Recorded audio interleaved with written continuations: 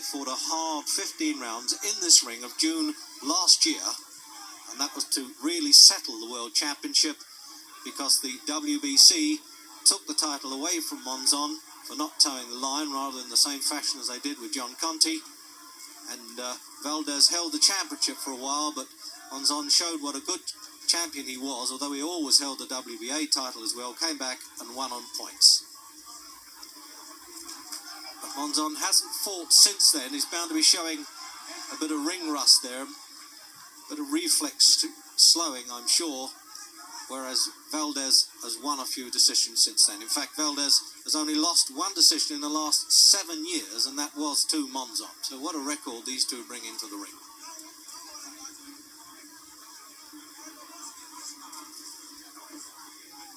The referee staying away from trouble there, it seems, doesn't it, is Roland Dakin, the publican from Bracklesham Bay on the south coast.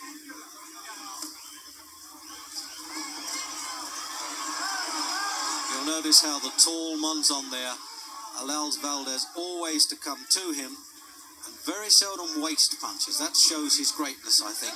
He makes them all count. At 35, I dare say, carrying a bit of lead in those legs of his, and 13 months out of action, needs a few rounds to get his sharpness, but he's got off pretty well with that long left hand. That's his strength, the way he can jab that out and stay out of trouble, pulls his head back.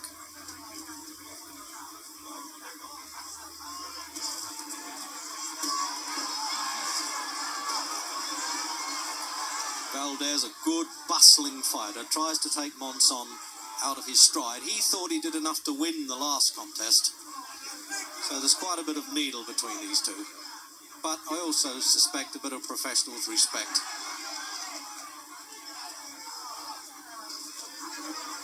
Wearing these rather unusual yellow gloves, looks as though they're almost pelting each other with snowballs that have been dyed.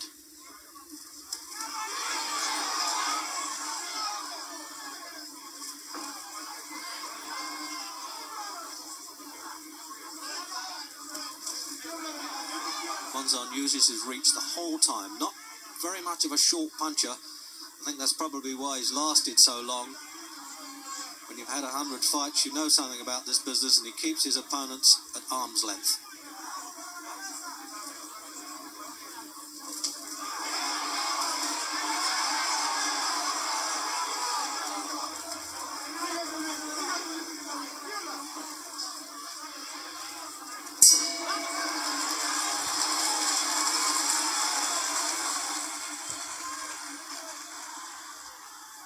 All right, family, Scrapbook Boxing Museum of the Forgotten Fisticuffs series. We're about 2 fights away from the 50th anniversary of Smoking Joe Frazier and Muhammad Ali. Here we have Rodrigo Valdez and Carlos Monzon. For the middleweight championship. That's 11 stone, 6 pounds. Monzon would defend his WBA middleweight championship belt. For this Argentine, Monzon there may not have the style of, say, Sugar Ray Robinson, and he often looks ungainly, but believe me, he gets the job done. Because he's very arrogant, very brave, a bit spiteful, and he doesn't waste many punches. He really does hurt with every punch he throws there, Monzon. One of those throwback pugilistic... Monzon is to your right, and Valdez is to your left. The kind of guy that you'd want at your side if there was any trouble. I like the way Valdez is trying to take the fight to the champion the whole time. He knows he's got to put some pace here, try and tire him out. And he's getting through well in round 2. Well, if it was a photo finish last time, Valdez is hoping to do enough this time to catch the referee and judge's eyes. All 3 vote. All appointed by the World Boxing Council.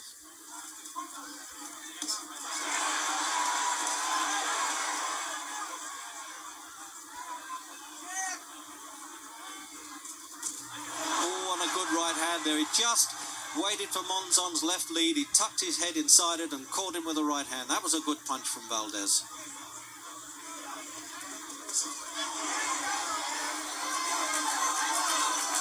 Monzon not getting out of the way enough from these now. He's leaning into them a bit. Now think Valdez can afford to become a bit right-hand happy there.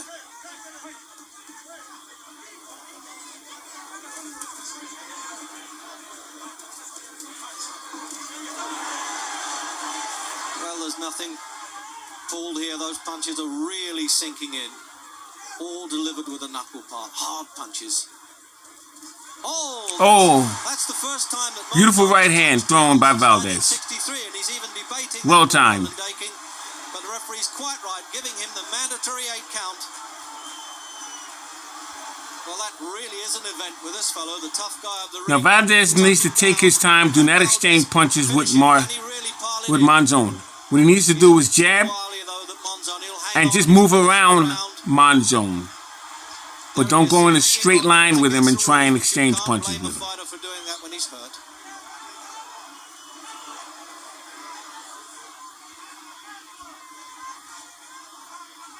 Right now, he should be moving around Monzon. Let that round get away from him. Round 3 then. And Valdez has the advantage now, having knocked the ring's Iron Man down for that count there. That really must have bucked him up. But he's also looking a bit puffed around the eyes because those long left jabs are doing their job there. They're hurting Valdez. As I said, he's not too much of an eye-catching fighter, this Monzon, unless you happen to be the guy on the end of that left hand. And the right-hand punches that he usually brings into play, they hurt too. He tends to headhunt a little bit. He doesn't throw too many to the body.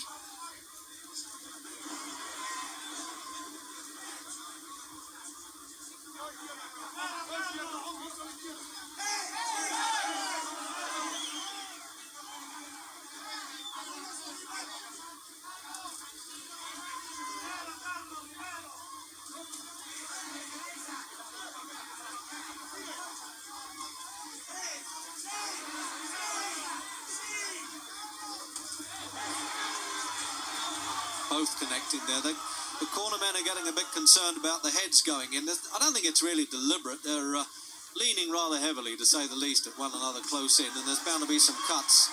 Oh, that was a good side. Valdez is too wild. He needs to calm down and relax. Pile those punches back in again. He's in there with a puncher. More mercy than he normally does there, Monzon, because he really can be spiteful when it suits him. But if he really intends to go out with this fight, he probably wants to go out looking the sportsman as well, because he's already made up his mind he wants to go into film acting, and he's already done some parts.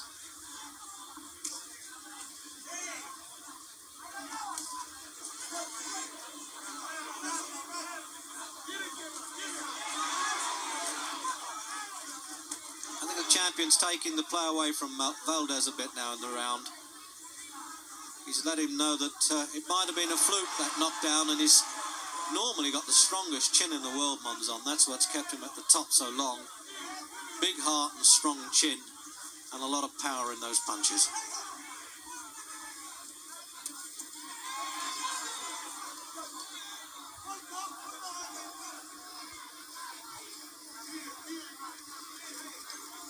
Keeps point scoring with that left hand, and not only point scoring, but hurting Valdez.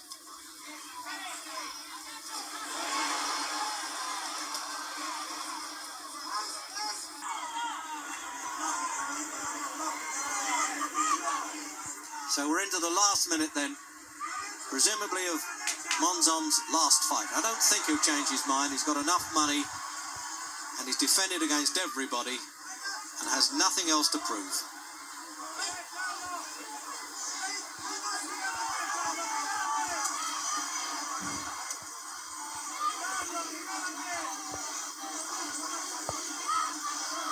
But the heart does go out a bit to the challenger here, because he hasn't been found wanting at any time.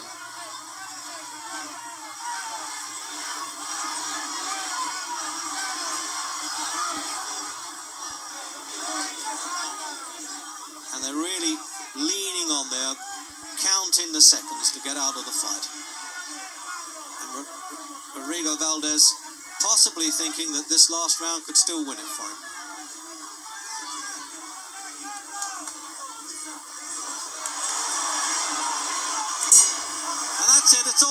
And they both think they've won it, don't they? Well, it's certainly right. If it's a draw, the champion keeps his title anyway, so that'll be no good to Valdez. And the celebrations are all going over in Monzon's corner there, so they'll be a bit upset if he doesn't get the verdict. And there it is. Here you have Carlos Monzon and Bennie Briseco. He takes a lot, but has to get rid of a lot. Very good right hand thrown by Philadelphia's bad Bennie Briseco. You can't see the suppleness of his defense, that he's still going at pretty good steam here in round 9. He is still forcing the fight.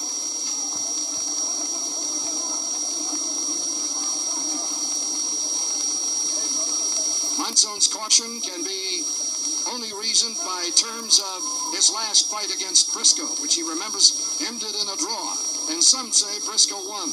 And beautiful right hand thrown Briscoe is a good finisher by Bennie Briseco. Monzon has always been vulnerable to a straight right hand. And many thought that Bennie Briseco won that first fight. It ended in a draw in Argentina. And I think that was the bad break of Bennie Briseco. Now Briseco needs to stay on top of Monzon and bang with both hands to the body and the head. 45 seconds remaining in round. He has to go for broke at this point. Came out of nowhere, looking for that one shot we told you about. Carlos Monzon definitely resting on him. Briscoe is a better finisher than Carlos Monzon. That's known. No, Briseco needs to walk him behind the jab, and he needs to stay there and bang with both hands, body and head. 20 seconds remaining in this, the 9th round. Because Monzon cannot see in peripheral vision at this moment. So he needs to go back to the basics. Body and head, up and down, behind the jab. In this round 9 of the middleweight crowd. And there is the bell. And Briscoe nearly had the world championship right there. Wow. Monzon got out of that round.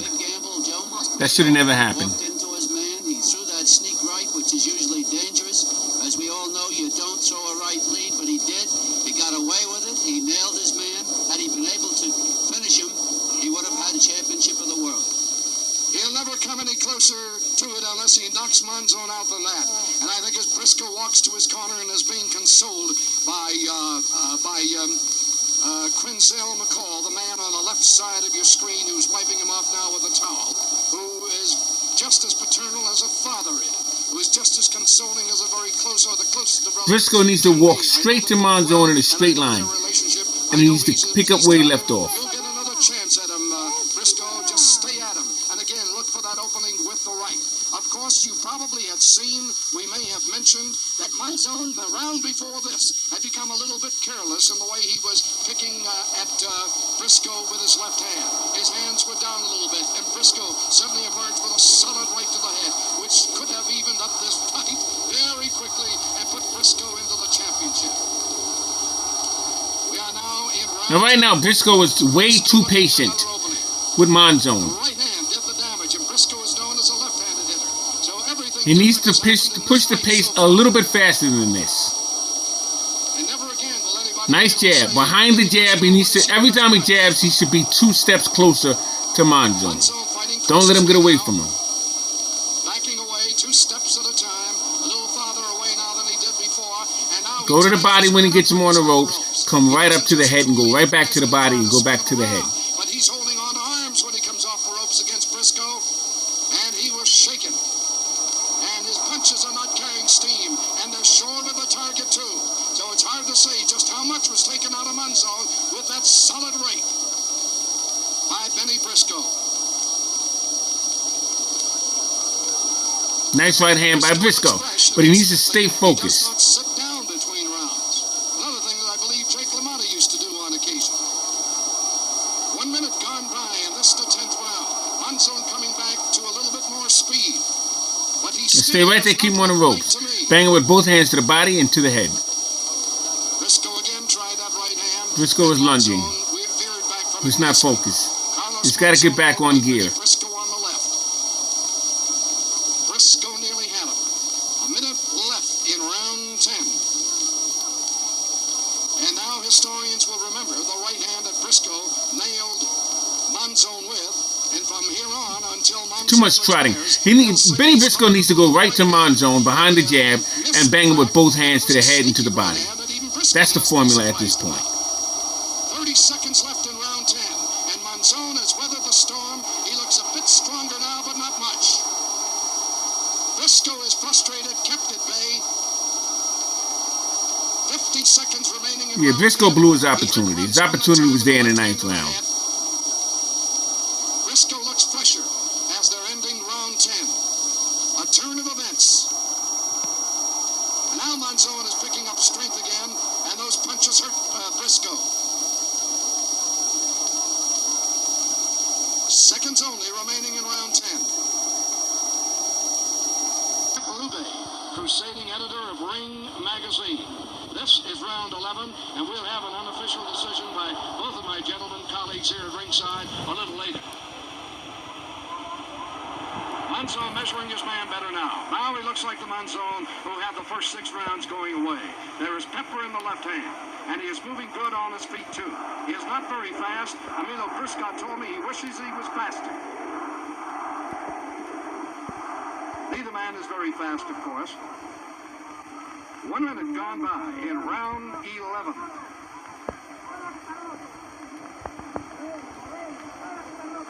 And again, Monzon will tie his man up prettily and swiftly when they're inside. The inside fighting did Now see, Briscoe just avoided 3 punches and he didn't retaliate. You cannot allow a man to do that to you. When you make a miss, he has to pay, because he's going to come back and do this to you.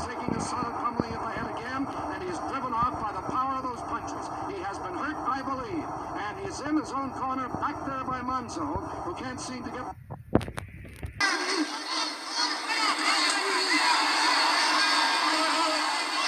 Let's follow Gene Ace Armstrong back to his corner. Gene is married and has 3 children. He was born in Pickenville, Georgia in 1932. And on the right-hand side is his manager, Bobby Gleason. In the center is his brother-in-law, believe it or not, Bill Robinson. On the outside is Jimmy Wild, who will handle any cuts that may turn up. Armstrong's a fine boxer, but he's been held back by inactivity. In 6 years, he's had only 21 fights. He won 18 in a row, then he lost 2 to Dick Tiger and had a draw with Ernie Buford. Over in the other corner, we have the puncher, Henry Hank, and a familiar figure on the outside of the ring, Manny Seaman, on the right-hand side, who trained Joe Louis when Joe was such a great champion. Manny Seaman back in ring action for the first time in a long time. Jim Boland, the manager, is in the center, and on the outside is Taylor Smith, the trainer of Henry Hank. Hank is the puncher, and Armstrong is the boxer as we come up for round 3, the bell, Madison Square Garden. We're looking at Henry Hank, who has his back to you, and Gene Armstrong. Been a good one so far. They call him Ace Gene Armstrong. 2 very good boxers.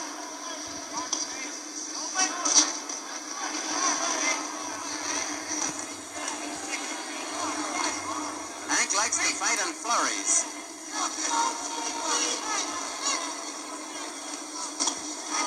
Oh, good jab by Gene Armstrong.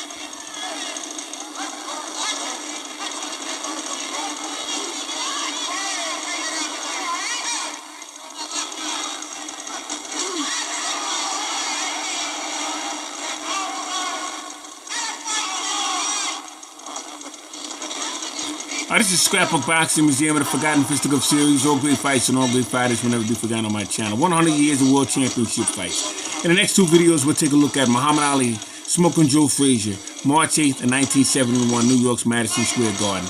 50th anniversary. Thanks for hanging there with me. Salute.